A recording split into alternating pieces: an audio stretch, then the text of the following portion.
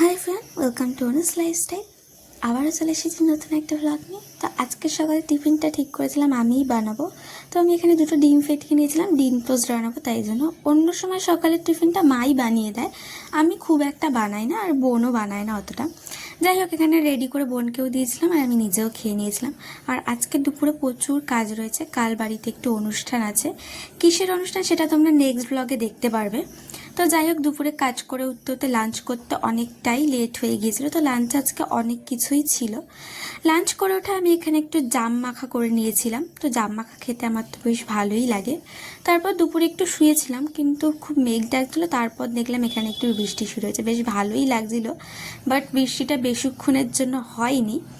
যাই হোক, বিকেলে ঘুম থেকে উঠে আমি পড়াতে যাবো বলে রেডি হয়ে নিয়েছিলাম রোজকার মতোই।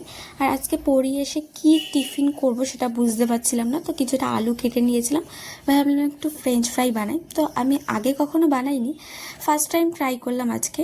তো খুব একটা খারাপ খেতে হয়নি, ভালোই হয়েছিল খেতে, ঘরেরটা যেমন হয় খেতে আর কি। যাই হোক, তারপর মা আসার পর মাকে এখানে একটু দুধ চা বানিয়ে দিয়েছিলাম। তো আজকের ভ্লগটা এটুকুই, দেখা হচ্ছে আবার পরের ভ্লগে। টাটা।